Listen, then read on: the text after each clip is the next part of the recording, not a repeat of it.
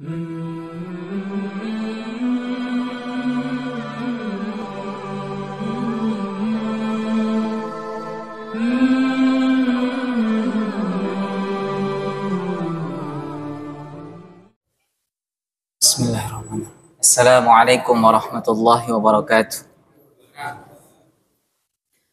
Alhamdulillahi waliyyin ni'am. Istafa nabiyyana Muhammadan khairal anam wa rafa'a qadra ummatihi fakanat khairal umam. Wa zayyanaha bi anwa'il ulum wal hikam. Asyhadu an la ilaha illallah wa asyhadu anna sayyidana Muhammadar Rasulullah. Allahumma shalli ala sayyidina Muhammadin wa ala alihi wa sahbihi ajma'in, amma ba'du.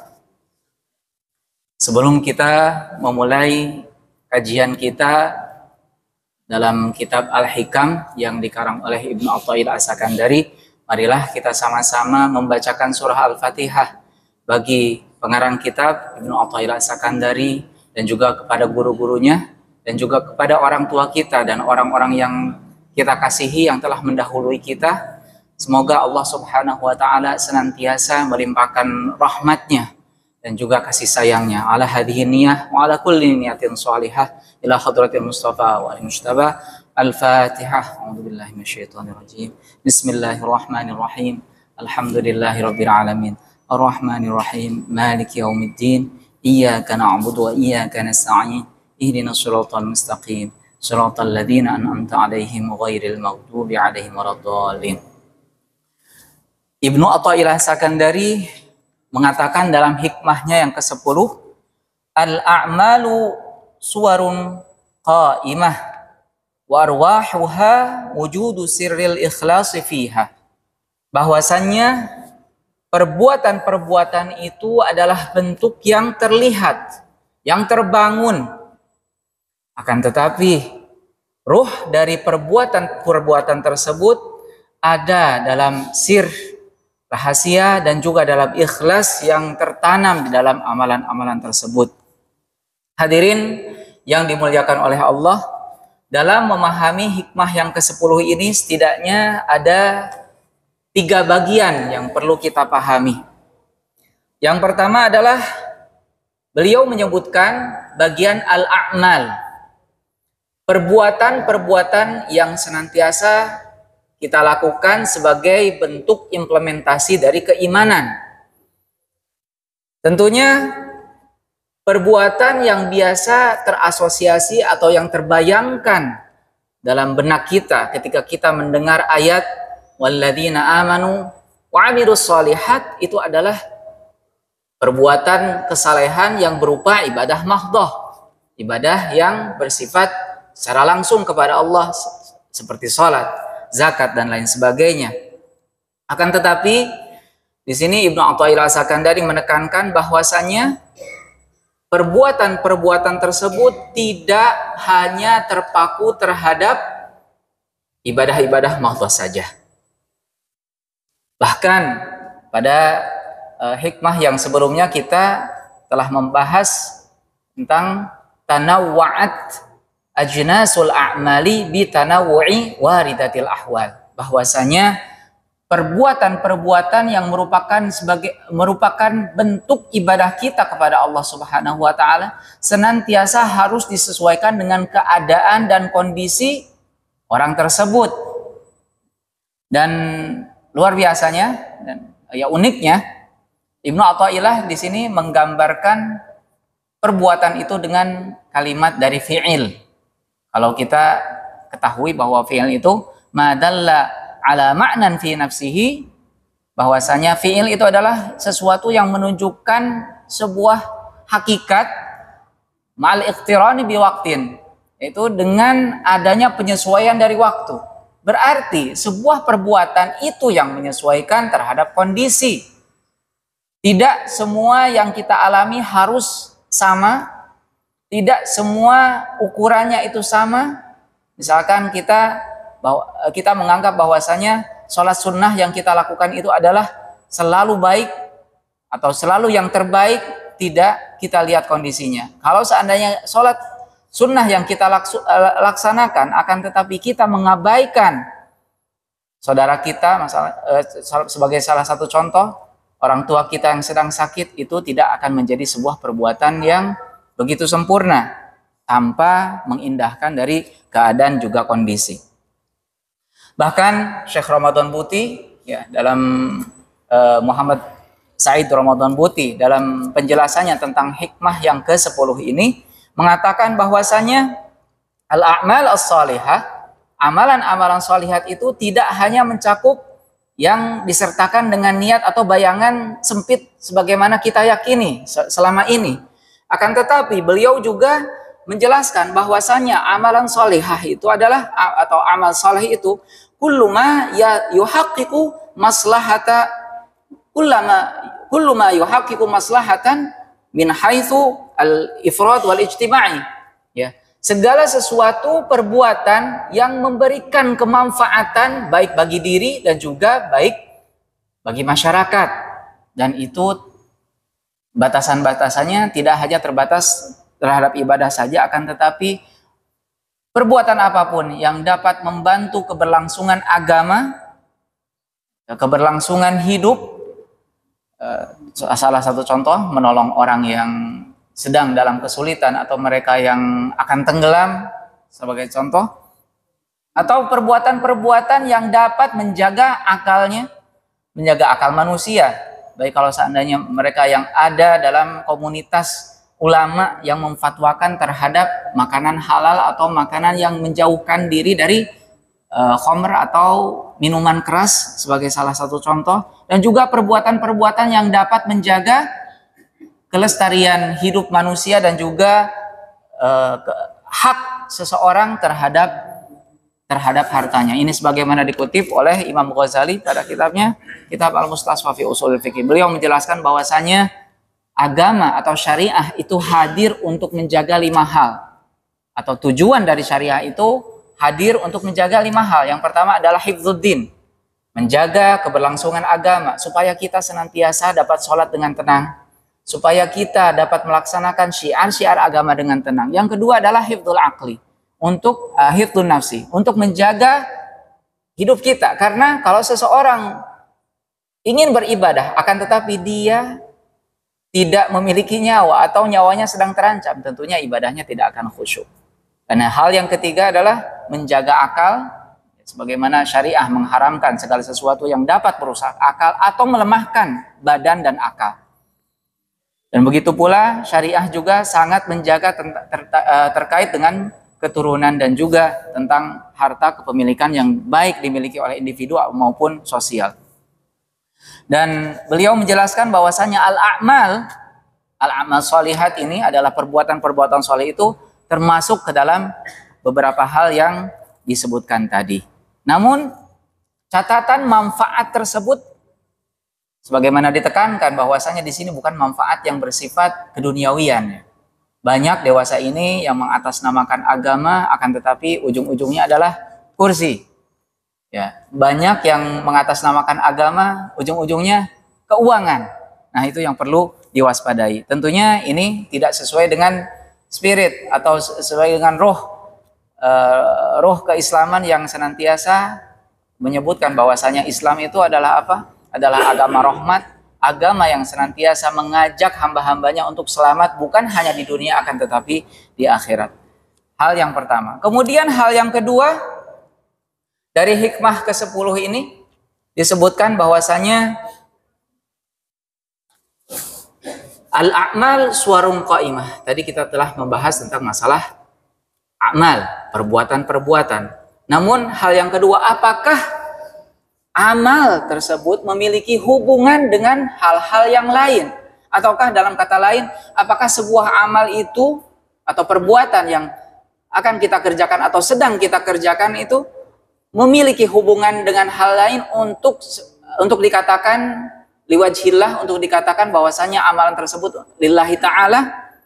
Tentunya dalam menjawab pertanyaan ini kita bisa mentafakuri dan mentadaburi sebuah ayat ya, yang Allah subhanahu wa ta'ala sebutkan dalam surat Fatir ayat 10, ilaihi yas'adul kalimut thayyibu wal 'amalus shalihu yarfa'u. Ilaihi, kepada Allah lah, yas'adul kalimut thayyib, kata-kata yang baik, baik zikir, sholawat dan lain sebagainya, itu langsung naik. Ya, karena itu bukan hak kita, itu hak Allah. Ya. Wal 'amalus shalih, sedangkan pekerjaan yang baik atau amal soleh itu yarfa'u, memerlukan sesuatu yang dapat mengangkat amalan-amalan tersebut. Artinya amal soleh itu tidak dapat berdiri sendiri untuk dihargai atau untuk dikatakan adalah sebagai sebuah implementasi dari penghambaan kita terhadap Allah Subhanahu wa Ta'ala. Bahkan Ibnu Athaillah dalam hikmah yang ke-10 ini menggambarkan bahwasanya amal atau perbuatan-perbuatan tersebut itu digambarkan sebagai sebuah badan. Badan yang akan berharga jika badan tersebut memiliki nyawa. Tanpa nyawa, badan adalah sesuatu yang tidak berharga atau dikatakan mayat. Ya. Jenazah. Mayat tidak memiliki fungsi, tidak memiliki banyak manfaat bagi orang lain. Kemudian di sini menekankan bahwasanya amal soleh itu harus disertai dengan apa yang dapat mengangkatnya, yaitu tujuan yang baik. Dan Syekh Ramadan Buti kembali menekankan bahwasanya la qimata lil amali, bahwasanya sebuah perbuatan itu tidak akan memiliki arti zahiru makbulan, kendati pun amalan tersebut pada penampakannya mungkin kita anggap adalah sebagai sebuah ibadah. Zahiruhu makbulan nafi'an, yang bermanfaat bagi kita, ya, mungkin seperti sholat atau ibadah-ibadah mahdhah yang biasa kita kenal, ya. Kenapa tidak akan bermanfaat atau tidak akan berarti selama illam yakun al-qasdu ad-dafi'u ilaihi liwajhillah. Selama perbuatan tersebut tidak disertai dengan tujuan atau tidak termotivasi oleh tujuan yang baik, yaitu lillahi ta'ala. Begitupun sebaliknya, beliau mengatakan la qimata lil qasdi, tidak, sebuah tujuan tidak memiliki nilai fi aktsaril ahyan, dalam beberapa kasus, ya, illam tajalla fil amalil maksud. Kalau seandainya tujuan tersebut hanya berupa niat kosong saja tanpa ada pelaksanaan. Cuman ada sedikit berbeda. Kalau yang bagian yang pertama, perbuatan-perbuatan itu tidak bisa terlepas dengan tujuan yang baik untuk dikatakan sebagai sebuah penghambaan. Akan tetapi kalau seandainya tujuan yang baik itu dapat berdiri sendiri pada beberapa kasus. Kami ambil contoh di sini yang pertama, bahwasanya sebuah amal itu harus disertai dengan tujuan yang baik. Salah satu contoh sebagaimana yang kita kenal dalam ilmu fikih, ya, bahwasanya para ulama menggambarkan bagaimana jika ada seseorang yang akan dieksekusi karena dia membunuh atau kisos, akan tetapi dia ternyata berlindung di astaril Ka'bah, di kain Ka'bah, bergelantungan di Ka'bah. Para ulama mengatakan bahwasanya untuk dieksekusi pada posisi tersebut itu tidak diperbolehkan. Sebagian ulama mengatakan tersebut, kenapa? Dalam ayat waman dakhalahu kana amina, barang siapa yang memasuki Masjidil Haram itu harus diamankan. Maksudnya diamankan posisinya tidak boleh diganggu gugat.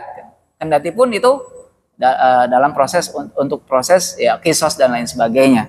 Itu sebagai salah satu contoh. Kita lihat mungkin secara zahir orang yang tawaf dekat Ka'bah atau dia sholat di Ka'bah itu adalah baik, mungkin berupa ibadah. Secara zahirnya seperti itu. Akan tetapi sebenarnya tujuan dia untuk melakukan hal tersebut bukan untuk ibadah lillahi ta'ala, akan tetapi untuk apa? Untuk berlindung. Nah, ini yang untuk berlindung. Jadi apakah ini baik menurut Allah atau benar, dapat dibenarkan? Tentunya tidak. Harus ada keseimbangan antara perbuatan dan juga tujuan. Begitupun pula orang yang mungkin orang yang sengaja untuk sholat, ya, akan tetapi niatnya unik. Beliau menggambarkan di sini, Syekh Ramadan Buti Ya, dalam syarahnya terhadap Al-Hikam, ada orang yang memiliki utang yang sudah jatuh tempo. Tentunya utang yang jatuh tempo biasanya dikejar-kejar oleh pemilik atau orang yang memiliki piutang. Apa yang ia lakukan? Ia masuk ke masjid dan sholat selama mungkin supaya apa? Supaya terhindar dari kejaran utang. Zahirnya dia sholat. Mungkin orang menganggap bahwa dia sholat, Masya Allah, sholatnya bisa 2 jam, 3 jam, 4 jam. Tapi tujuannya apa? Tujuannya hanya untuk menghindari dari kejaran utang. Nah, ini tidak dapat dibenarkan. Ya, mungkin ini banyak menjadi polemik di kalangan kita juga. Contoh yang lain terkait yang sempat ramai, sempat viral, yaitu tentang haji plus ya. Haji plus bagi mereka yang mungkin haji bukan rukun, haji yang sunnah. Ada yang sampai membayar 900 juta dan lain sebagainya. Tentunya kalau kita melihat al-hajj al-qasdu ya, bahwasanya haji itu bermakna untuk bermaksud atau menuju Allah Subhanahu wa taala. Maksudnya baik, akan tetapi tidak melihat maksudnya baik, zahirnya baik. Tapi kita wallahu alam terhadap niat. Kalau kita lihat sebagian orang, kami tidak melihat secara personal, akan tetapi kebanyakan orang yang berhaji yang mungkin ketiga, keempat dan kelima, kami melihat fenomena ada beberapa di tempat ya di Indonesia itu haji bukan untuk implementasi beribadah, akan tetapi semakin orang banyak haji akan tetapi dia posisi secara sosialnya akan meningkat. Haji 2 kali berbeda dengan posisi haji 3 kali, 4 kali, bahkan ada yang sampai puluhan kali berhaji. Ya, tentunya bukan dari masalah pekerjaan, akan tetapi memang menyengajakan untuk apa? Untuk haji supaya dengan niat apa? Tujuannya untuk meningkatkan prestise dia atau posisi dia di kalangan masyarakat. Ini tentunya sesuatu hal yang tidak dapat diterima secara agama. Ya, itu yang menyebutkan bahwasanya atau menguatkan bahwasanya la qimata lil amali duna muqaranatil qasdit thayyib. Bahwasanya sebuah pekerjaan jika terlepas atau jauh dari tujuan yang baik, maka dia tidak akan memiliki nilai apapun di hadapan Allah Subhanahu wa taala. Sebaliknya, ini uniknya.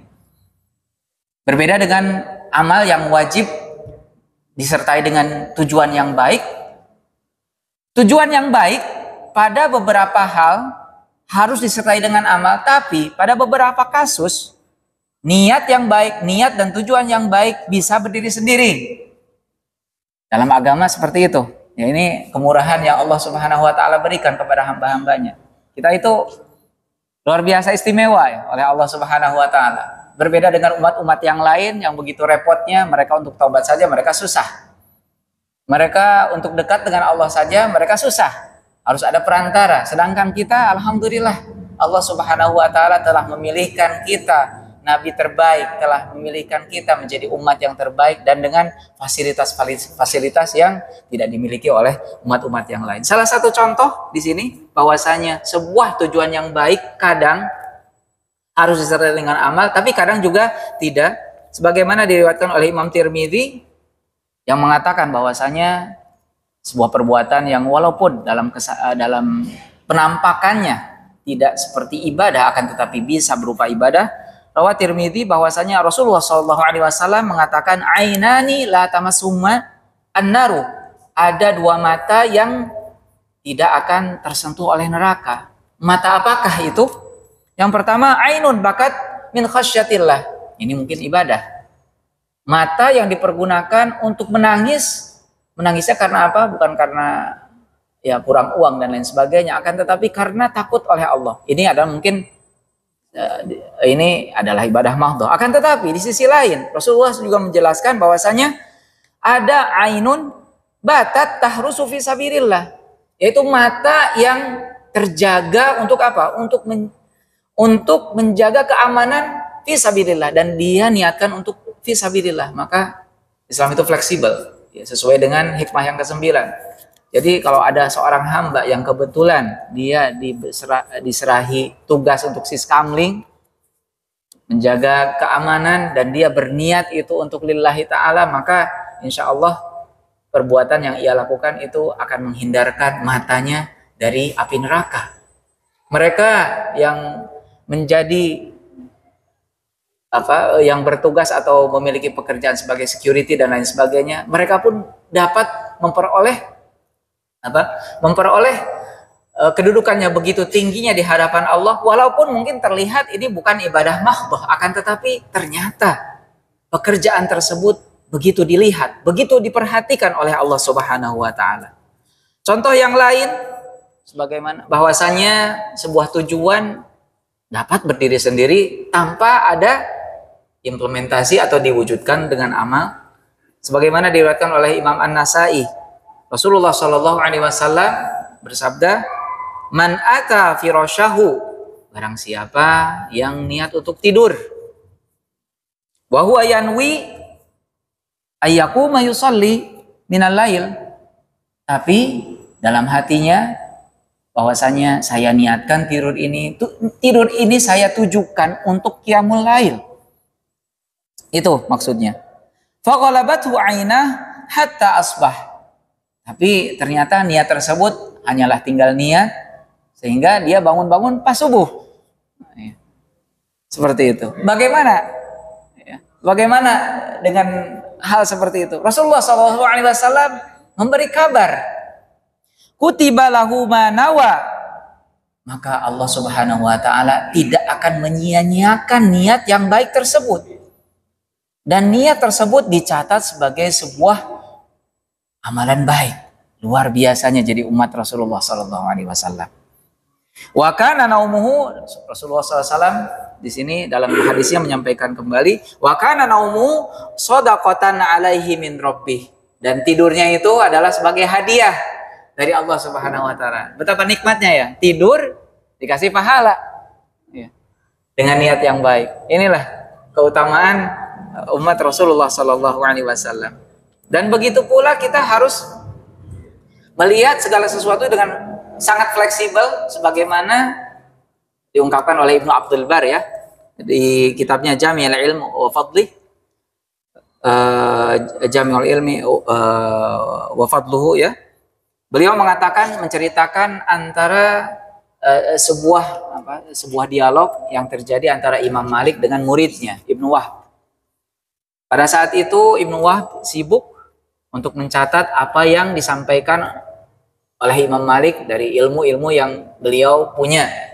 Ketika itu adzan datang, kemudian Ibnu Wahb bergegas untuk membereskan lembaran-lembaran yang telah ia catat. Kemudian Imam Malik merasa aneh. Ya. Merasa aneh, apa ini? Ya, ketika ditanya, "Kenapa kamu mahadha? Apa yang akan kamu lakukan?"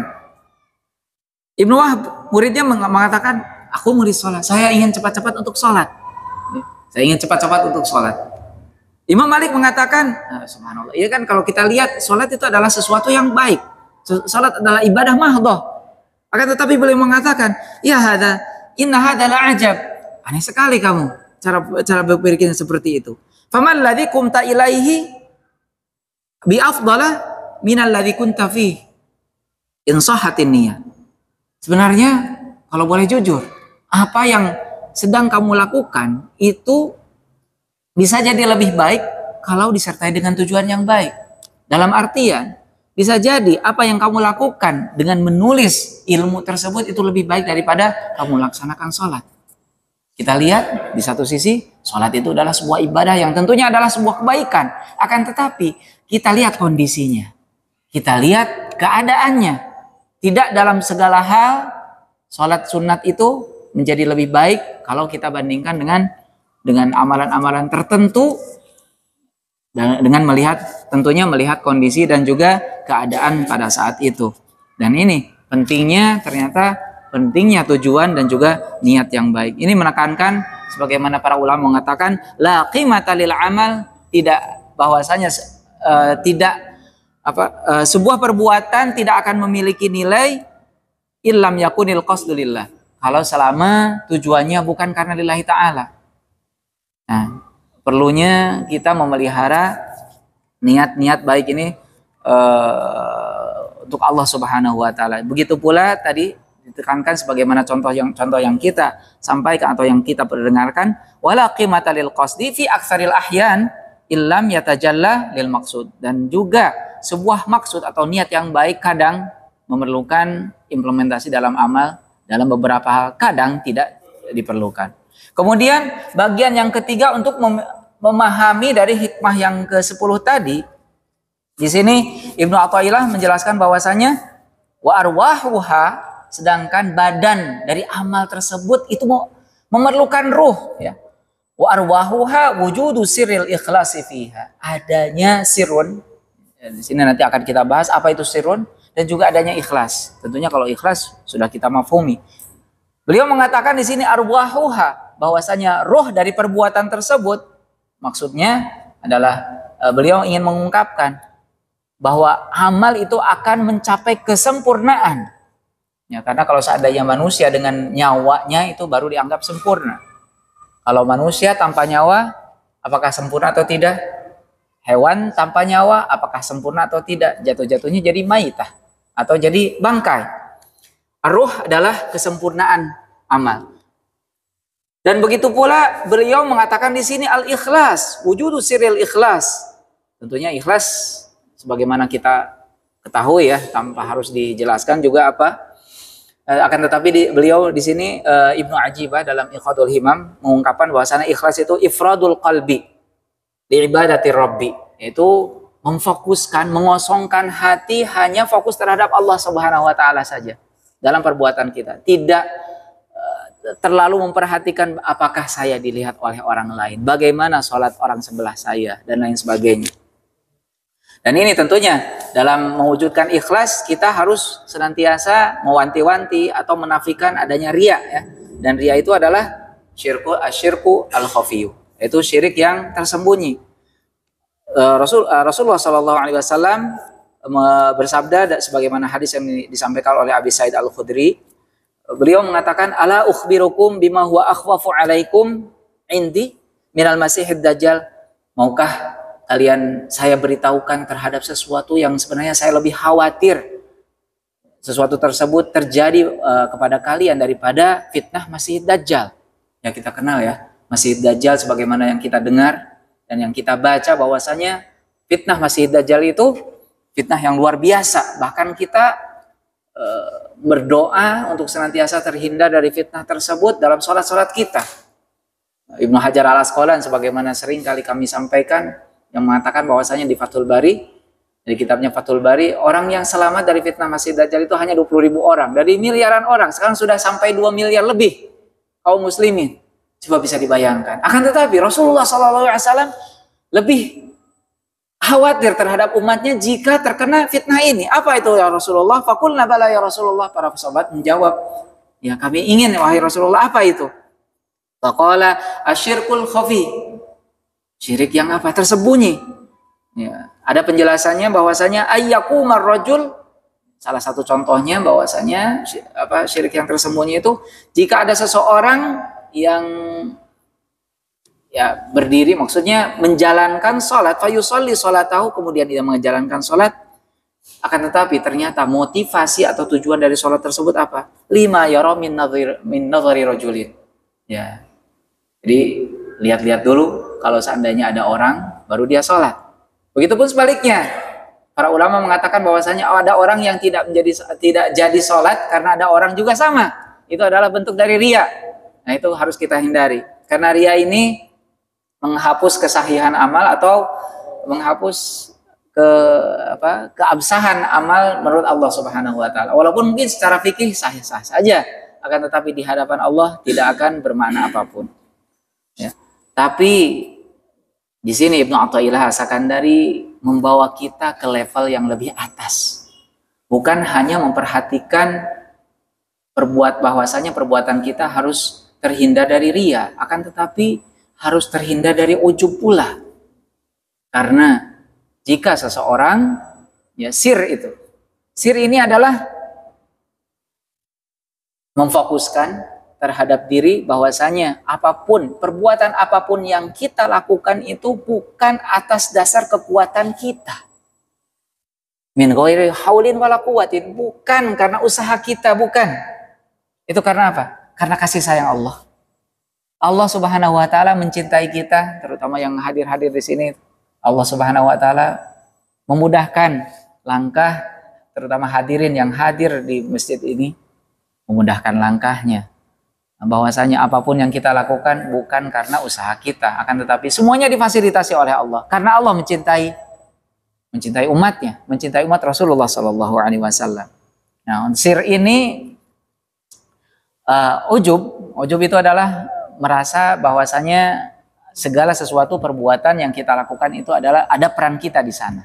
Ya, mulahadzatun nafs, adanya bahwasanya kita terpilih, atau mungkin bahasa kasarnya mungkin narsis atau dan lain sebagainya. Ini kita terpilih. Alhamdulillah, saya sudah biasa istiqomah karena usaha saya, bukan karena usaha kita. Itu karena apa? Kasih sayang Allah. Kalau seorang hamba sudah menjauhkan diri dari riya dan juga ujub, maka Ibnu Athaillah Sakandari, sebagaimana syarah yang disampaikan oleh Ibnu Ajibah, hamba tersebut telah menjadi hamba pilihan, ya, hamba pilihan, dan perbuatannya telah mencapai kesempurnaan. Hadirin yang dimuliakan oleh Allah, tentunya di sini beliau juga menjelaskan tentang ikhlas. Ada 3 bagian tadi, amal, kemudian hubungan antara perbuatan dengan tujuan, dan yang ketiga beliau membahas tentang bagian dari ikhlas yang menjadi roh dari sebuah perbuatan. Dan ikhlas itu sendiri kita kenal bahwasanya ada memiliki 3 bagian atau 3 tingkatan level. Yang pertama ada ikhlasul awam, ikhlas yang biasa dimiliki oleh orang awam. Apa itu ikhlas orang awam? Ya, ini mungkin tingkatan yang terendah. Ya, kita mempelajari supaya kita sama-sama belajar. Ya, kami pun sama belajar. Kami masih jauh dari kata itu. Beliau menyampaikan, Ibnu Ajibah mengatakan bahwasanya ikhlasul awam, ikhlasnya orang umum ini, orang awam ini apa? Ikhrajul khalqi min muamalatil haq. Itu mengeluarkan al-khalq, ciptaan. Ya, maksudnya makhluk. Dari apa? Dari perbuatan-perbuatan yang kita tujukan untuk Allah Subhanahu wa taala. Dan mengeluarkan makhluk maksudnya apa? Ya, di samping manusia, di samping hewan-hewan yang lain, di samping jenis makhluk yang lain. Dan makhluk yang pertama yang harus kita keluarkan dari perbuatan kita adalah hawa nafsu kita. Ya, kadang kita motivasi melaksanakan perbuatan tertentu itu adalah motivasinya adalah hawa nafsu, ingin apa? Ingin dikenal, nafsu syuhrah, ingin dipuji. Ya, itu sangat bahaya. Dan beliau melanjutkan bahwasanya ikhlasul awam ini ada tandanya, yaitu mereka ma'talabil hudud ad-dunyawiyah wal ukhrawiyah. Biasanya akan orang awam, yang keikhlasan orang awam itu akan senantiasa ada permintaan-permintaan yang menjurus terhadap manfaat keduniawian. Mungkin salah satu contohnya, ya, saya puasa untuk apa? Supaya hifdzul badan, ya, untuk sehat. Apakah itu boleh? Boleh-boleh saja. Itu adalah bagian dari keikhlasan. Mungkin di sini yang menjadi catatan adalah levelnya saja. Levelnya yang masih termasuk awam, ya. Somu taseho seperti itu. Rasulullah menggambarkan seperti itu, diperbolehkan, akan tetapi bukan hanya meminta hal itu saja, itu yang jadi perhatian dari Rasulullah Sallallahu Alaihi Wasallam. Begitu pula mereka yang meminta keluasan rezeki, misalkan saya sholat duha supaya rezeki saya lancar, nggak apa-apa, itu adalah sebuah keikhlasan, akan tetapi mungkin levelnya masih level ikhlasul awam. Dan begitu pula bersama dengan permintaan-permintaan yang keduniawian, itu ada permintaan yang bersifat ukhrawi, ya, mungkin seperti bidadari yang ada di surga dan lain sebagainya. Itu adalah ikhlasul awam. Itu boleh? Boleh. Kalau dikatakan boleh? Boleh, karena itu bagian dari keikhlasan. Akan tetapi coba kita simak ikhlas dengan level yang berikutnya, yaitu ikhlasul khawas. Nah, ikhlasul khawas, mereka yang orang-orang khusus ini minta keikhlasannya apa? Hanya yang diminta adalah manfaat-manfaat yang akan ia terima di akhirat nanti. Ya, karena apapun, ya, kalau kita perhatikan bahwasanya kita hidup di sini hanya paling lama berapa sih? 200 tahun mungkin, ya. 200 tahun seorang hidup di dunia. Sedangkan kalau kita di akhirat, kita lihat mungkin triliunan tahun, mungkin tanpa terbatas, Allahu a'lam. Ya, kalau seandainya Allah Subhanahu wa taala sudah menakdirkan kita menjadi orang-orang hamba terpilih, maka itu adalah sebuah apa? Sebuah kebahagiaan yang tiada tara tentunya. Ya, maka orang yang cerdas tentunya akan lebih memilih memfokuskan terhadap sesuatu yang berujung atau bertujuan terhadap akhirat. Dan beliau pula menyebutkan bahwasanya ada ikhlasu khawasul khawas. Ya, ini mereka orang-orang spesial yang ikhlasnya sudah tingkatan yang di level berikutnya. Ya, mungkin kita bisa belajar dari hal tersebut. Bagaimana definisi yang ikhlasul khawasul khawas menurut Ibnu Ajibah? Itu ikhrajul hudud bil kulliyah. Jadi ketika dia beramal, dia tidak mempedulikan hitungan sama sekali. Fa ibadatuhu, maka ibadahnya adalah tahqiqul ubudiyah, itu sebagai implementasi dari penghambaan sebuah makhluk, seorang makhluk yang diciptakan oleh Tuhannya tanpa menghitung ya, atau mengkalkulasi ibadah-ibadahnya menjadi apa, apalagi untuk urusan dunia. Ini sebagaimana mungkin contohnya bisa kita lihat sebagaimana ya kita pernah mendengar Nabi Musa dalam Isra Mi'raj, kata Rasulullah SAW, Nabi Musa sedang sholat ya. Sedang sholat. Dan sholatnya apa? Padahal Nabi Musa sudah di barzah, sudah berpindah. Yaitu sholatnya mereka yang hamba-hamba yang spesial, mereka tidak memperhitungkan, walaupun ya, kita mengetahui bahwa idza mata ibnu Adam in qata amalu illa min thalas, bahwasanya ketika seseorang sudah meninggal maka tidak ada hitungannya itu berhenti ya di 3 hal tersebut. Akan tetapi ada beberapa hamba yang memang tujuannya adalah Allah Subhanahu wa taala, sebagaimana diungkapkan oleh Ibnul Farid. Ibnul Farid seorang ulama saleh ya. Laisa su'ali minal jinani na'iman.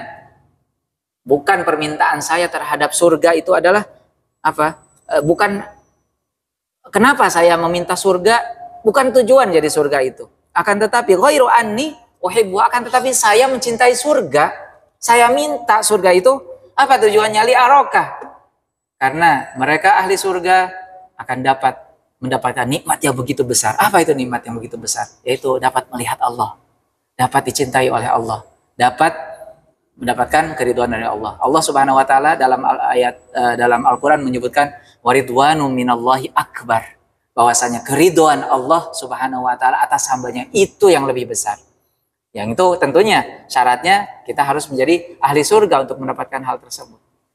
Ya, mudah-mudahan pada kesempatan kali ini Allah Subhanahu wa taala berkenan menjadikan kita orang-orang terkasih kita mendapatkan bimbingan untuk senantiasa mendapatkan keikhlasan yang puncak, sehingga Allah Subhanahu wa taala mengasihi kita, menyayangi kita baik di dunia dan akhirat. Demikian yang dapat kami sampaikan.